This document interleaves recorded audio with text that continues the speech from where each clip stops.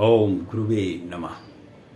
प्यारे हरि भक्तों, अब हम जो विषय ले रहे हैं वो ले रहे हैं कि भगवान से किस प्रकार आप अपना फल प्राप्त कर सकते हैं। भगवान से फल प्राप्त करने की 3 विधियां हैं। सबसे पहली विधि है ध्यान विधि, यानी ध्यान के द्वारा भगवान को आप प्राप्त कर सकते हैं अगर आप उनका स्मरण करें।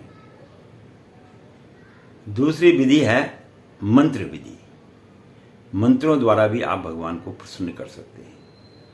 और तीसरी विधि है यज्ञ विधि, यज्ञ के द्वारा भी आप भगवान को प्राप्त कर सकते हैं। तो अगर आप मन में ध्यान करके प्रभु को स्मरण करते हैं तो वह अवश्य एक दिन आपको अपने दर्शन देंगे। अब यह निर्भर करता है आपकी ध्यान की भक्ति पर। दूसरा जो भगवान को प्राप्ति करने का माध्यम है वह है मंत्र द्वारा। आप मंत्रों का स्मरण करके, जाप करके भगवान को प्रसन्न कर सकते हैं। जैसे बड़े बड़े दैत्यों ने मंत्रों द्वारा साधना करके भगवान को प्राप्त किया। अब तीसरा जो भगवान को प्राप्त करने का सरल उपाय है वो है यज्ञ द्वारा। यज्ञ के द्वारा भी आप भगवान को प्राप्त कर सकते हैं। और ये तो सब जानते हैं कि आपके सामने, बाकी पीछे की हम बात करें तो वो तो बहुत लंबी बात हो जाएगी और लोग कहेंगे कि ये पिछली बातों को बोल रहे हैं जिसको हमने देखा नहीं है। लेकिन महाभारत का युद्ध तो सबने ही देखा है और इस युद्ध में द्रोणाचार्य का नाम भी आप सबने सुना ही है और महाराज ध्रुपद का भी नाम आपने बहुत सुना ही है। लेकिन द्रोणाचार्य और ध्रुपद जो है सहपाठी थे और मित्र भी थे। लेकिन द्रोणाचार्य ने अपनी विद्या के प्रभाव से अपने मित्र ध्रुपद का आधा राज्य जो है अपने शिष्यों द्वारा ले लिया, जिसका ध्रुपद को अपने जीवन के अंदर में बहुत बड़ी ग्लानि हुई।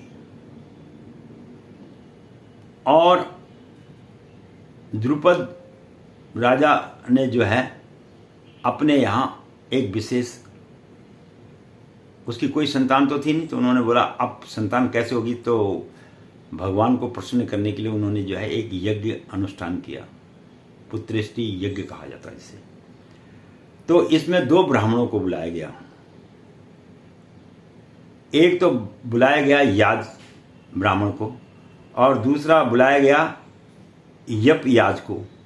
तो 2 ब्राह्मणों द्वारा जो है ये यज्ञ उन्होंने संपन्न किया, जिससे अग्निदेव प्रसन्न होकर उन्होंने उनको 2 संतान की प्राप्ति दी। एक संतान तो हुई, उसमें से जो है जो द्रौपदी लड़की के रूप में, और दूसरा जो पुत्र उसको जन्म हुआ वह हुआ आपका धृष्टद्युम्न। धृष्टद्युम्न हुआ। तो धृष्टद्युम्न से ध्रुपद की एक ही आशा थी कि वह मेरे मित्र द्रोणाचार्य से बदला ले और उसका सर काट के मेरे चरणों में डाल दे। इसलिए उसने अग्निदेव से यज्ञ करके वरदान मांगा और उसे यह वरदान मिला।